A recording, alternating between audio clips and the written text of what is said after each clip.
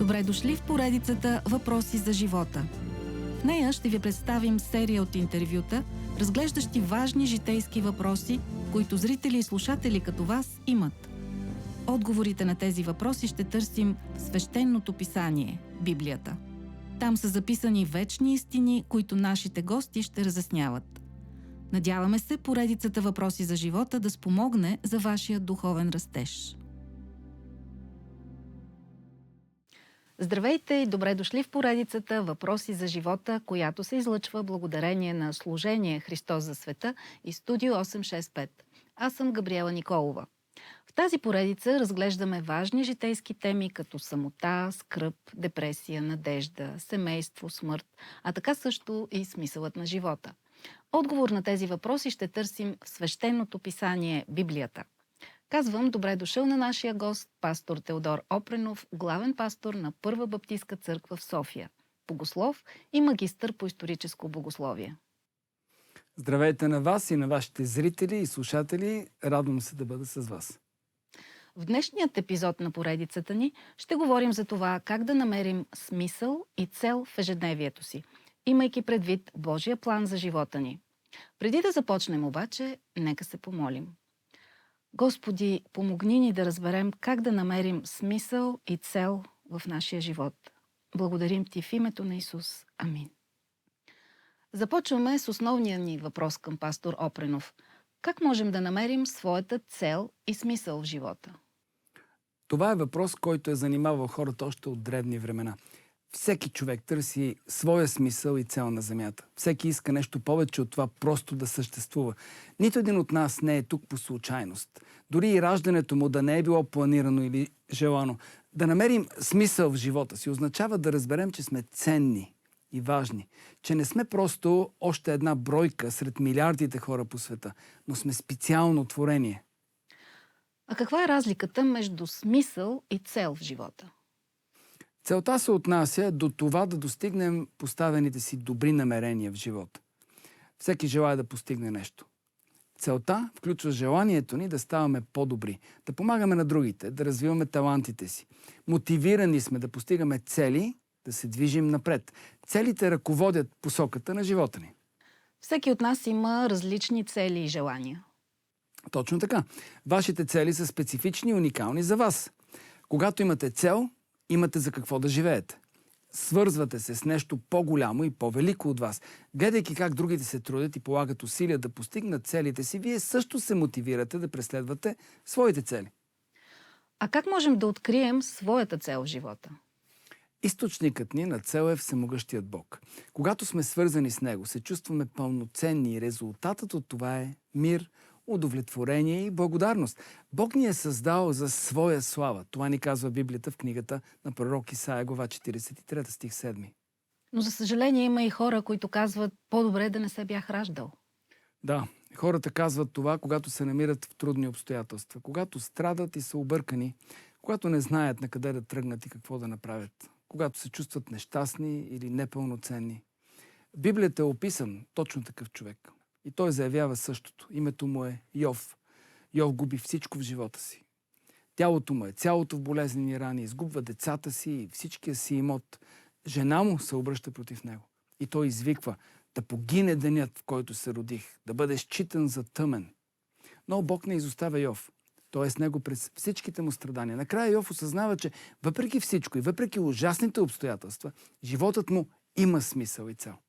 Имаме въпрос от зрител, който пита: важно ли е да знаем, че Бог има цел за нашия живот? О, да. Фактът, че Бог има цел за нашия живот, ни дава смисъл. Помага ни да се фокусираме върху неща, които ни насочват и правят ни пълноценен. И това не се отнася само до този живот. Божията цел ни води към вечен живот, който получаваме, когато станем последователи на Исус Христос. Неговата цел ни дава истинския смисъл. Мислите ли, че Бог има план за всеки един човек на тази земя? Да, убеден съм. Всеки човек е важен за Бога. Важен е за семейството си, за приятелите си, на работното си място и за много други хора. Но най-вече е важен за Бога. След като се е родил, Бог има за него чудесен план. Колкото повече човек се научава и разбира Божия план, толкова по-уверен е защо е бил роден.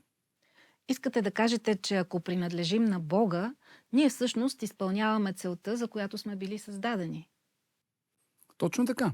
Бог може да ни помогне да разберем защо сме били създадени. Да се радваме на живота, да хвалим Бога, да му служим и да живеем в присъствието му. Завинаги. Библията ни казва: ще викам към Всевишния Бог, към Бога, който изпълнява своята цел за мен. Псалом 57. Много хора се питат кой съм аз, защо съм тук, на къде отивам. Какво бихте им казали? Бих им отговорил, че са тук по няколко причини. Да се радват на живота, да бъдат продуктивни, да направят света по-добро място и така нататък. Тук са, защото Всевишния Бог е отредил да бъдат тук. Ако човек е последовател на Исус Христос, той знае, че е създаден да обича Бога и ближните си. И върви напред. Прави нещо, с което показва Божията любов към хората. Когато се раждате, Бог ви дава таланти и способности, както и потенциал да работите за Него и за другите хора.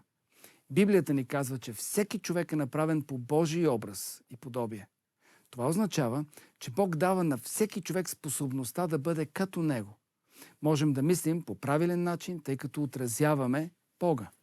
Ако искаме да вървим в правилната посока, има ли някакви предписания, които трябва да следваме, за да се научим да взимаме правилните решения? Да, има въпроси, които можем да си зададем, които ще ни насочат в правилната посока.